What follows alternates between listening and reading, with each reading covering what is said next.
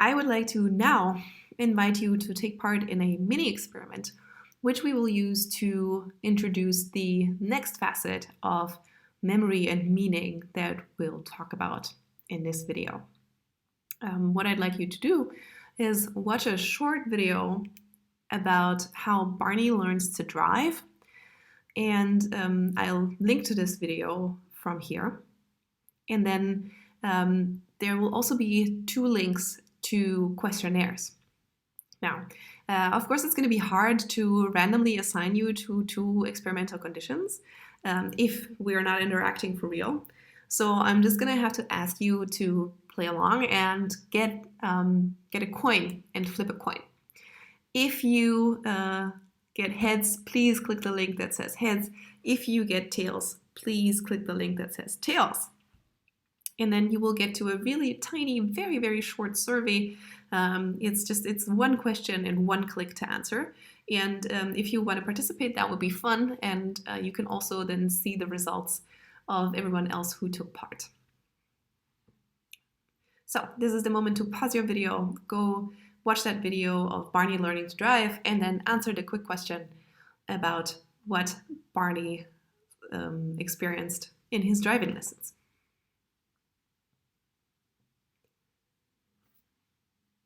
All right, welcome back, and let me show you what this experiment was about. So after you watch this video, I asked you 1 question, and if you were in 1 condition, it was, did you see the stop sign? And the other condition, I asked you, did you see a stop sign? And now my conjecture would be that if I ask you for the stop sign, it would be more likely that you report that you saw a stop sign, as opposed to if I ask you if you saw a stop sign. Simply because asking for the XYZ as opposed to a XYZ suggests already that there must have been one. And asking only for did you see a stop sign is kind of the linguistically more open question. And with that, I really hope, by the way, that this turned out that way in the data. Who knows? But with that, I'd like to lead over to the next part, which is about framing effects on memory. And in particular, we want to take a look at a seminal study by Loftus and Palmer in 1974. It's about the reconstruction of automobile destruction. So this is an example of how language and memory interact, just like the tiny example with Barney learning to drive that you've just taken part in yourself.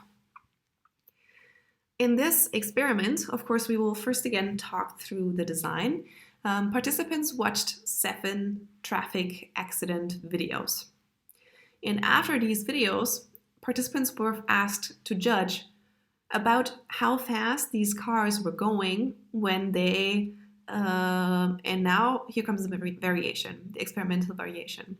Participants were either asked to judge how fast the cars were going when they hit each other, when they smashed into each other, when they collided, when they bumped into each other, or when they contacted each other.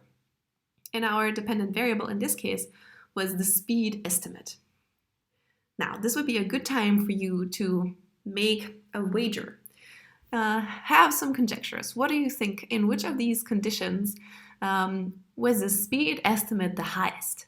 And in which condition do you think our estimate of the speed was the lowest?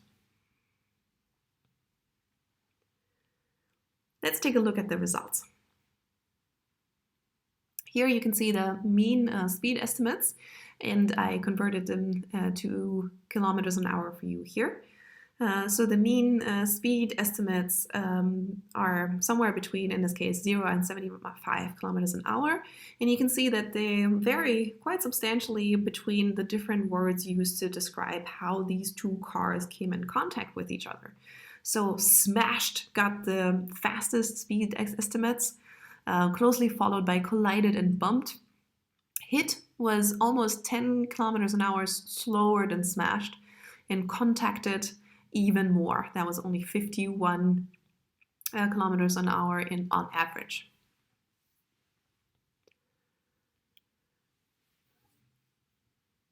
Now, here's a second study that relates to a similar point about framing, about the language we use and how it affects the kind of description of memory that we get.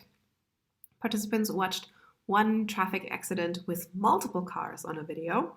And again, they were asked to judge how fast the cars were going when they either hit each other or when they smashed into each other, or this question was completely omitted, so they weren't asked this question. And then this time, participants were asked whether they had seen any broken glass. Indeed, however, there was no broken glass in this video, and hence the inspiration for our Barney Learns to Drive experiment.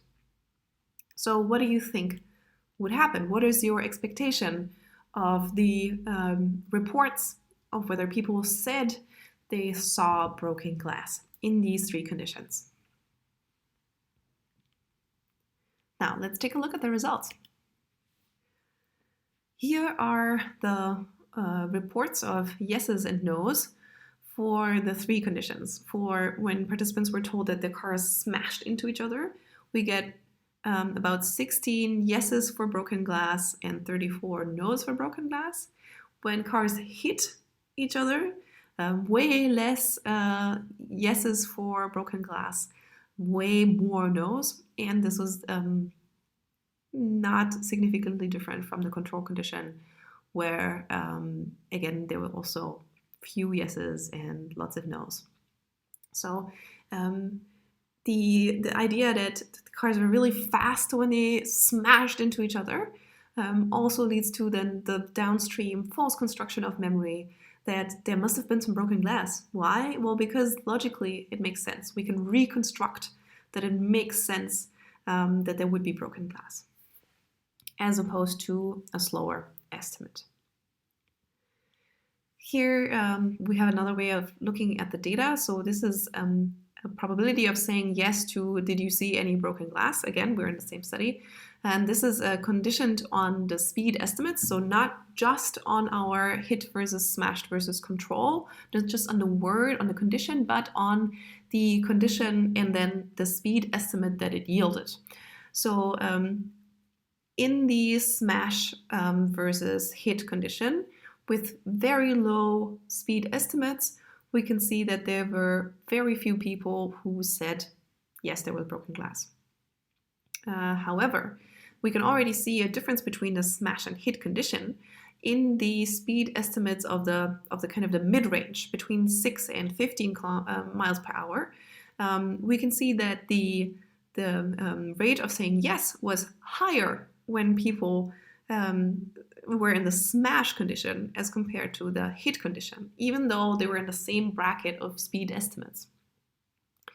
And then for the highest bracket of speed estimates, again, the smash condition still yielded higher probability of saying yes than the hit condition. So it seems to be it's not only about the speed estimate, but it's really also about the, maybe the perceived impact of the word smash versus hit. So not just speed, but also, let's say, just dramaticness, drama of the event.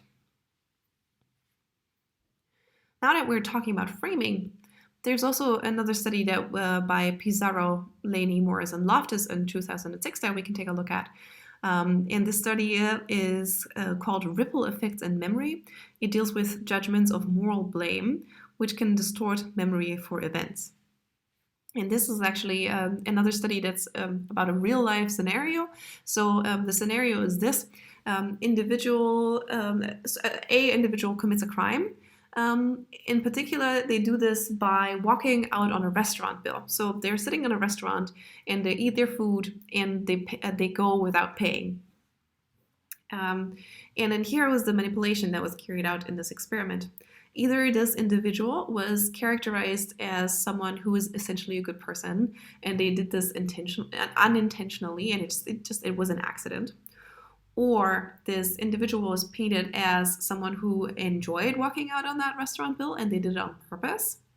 Or there was no such specific kind of blame, and that would be the control condition. And then our dependent variables here are, first of all, the moral blame attributed to the actor. So how wrong is it that they walked out on the bill? And a week later, participants were asked to recall what the size of the bill was. So how much money did how much money did the individual who walked out on the bill owe? And of course, you can already guess what the results will show us. So in the condition where the criminal was painted as a good person, the bill was overestimated much less than in the condition where this person walking out on the bill was painted as a bad person who did it on purpose and who enjoyed it. And the control condition was somewhere in the middle. So how much we blame a person, and also how much we remember their action being blameworthy, or how bad we remember the action being, really depends on how we constructed how we constructed and how we framed the memory to begin with when we made it.